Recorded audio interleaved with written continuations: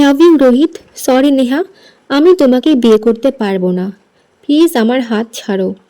এইভাবে অন্য পুরুষের গায়ে ঢলে পড়তে তোমার লজ্জা করে না?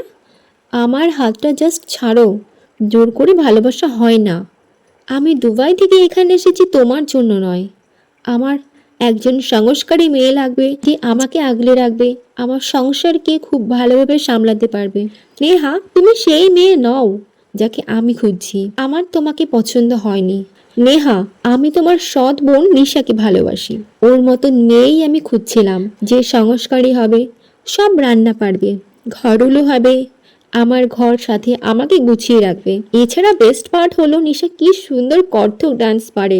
তুমি আর তোমার মা দুজনেই ফ্রড। আমাকে ফাঁসানোর অনেক চেষ্টা করেছিলে, কিন্তু আজ সত্যিটা তুমি নিজেই স্বীকার করে নিলে নেহা। আমাকে কিছু করতেই হলো না। আমার প্রথম থেকেই তোমার আর তোমার মায়ের ওপর খুব সন্দেহ হচ্ছিল, তাই তো এই নাটকটা সাজিয়েছি যাতে তুমি নিজে এসে ধরা দাও। এবার বেরিয়ে যাও নেহা, আমার রুম থেকে জাস্ট বেরিয়ে যাও। নেহা বাড়িতে ফিরে এসে সব ঘটনা তার মাকে বলে। নেহা খুব আপসেট হয়ে থাকলে কালকের ঘটনাতে, তখনই হঠাৎ কলিং বেল বাজে। হঠাৎ রোহিত এসেছে। নেহার মা বলছে, নাও রোহিত, খুব ভালো হয়েছে তুমি এসেছো।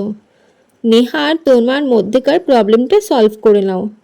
তখন রোহিত বলে ওঠে, না আন্টি, আমি নেহার জন্য আসিনি, আমি নিশার জন্য এসেছি। নিশা মানে? নিশা? নিশা তোমার সাথে দেখা করতে পারবে না, গেট আউট, জাস্ট বেরিয়ে যাও। তখন রোহিত বলে ওঠে, এই কথাটা নিশা যদি আমার সামনে দাঁড়িয়ে বলে তাহলে আমি চলে যাব। নিশা, নিশা তুমি কোথায়, প্লিজ এসো।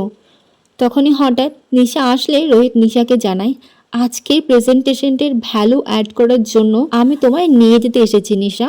আজ আমার যে তোমাকে খুব দরকার। আর তোমার মতন একজন ট্যালেন্টেড মেয়ে এইভাবে নিজের ট্যালেন্ট নষ্ট করতে পারে না। নেহা, তুমি খুব ট্যালেন্টেড একজন মেয়ে। আমি তোমাকে দুবাই নিয়ে যাব। আমি তোমাকে আমার কোম্পানিতে চাকরি দেব। তোমার মতন হার্ড ওয়ার্কিং ট্যালেন্টেড একজন ক্যান্ডিডেট আমার কোম্পানির খুব দরকার। আমি তোমাকে দুবাই নিয়ে গিয়ে বাবা মার সাথে দেখা করাবো।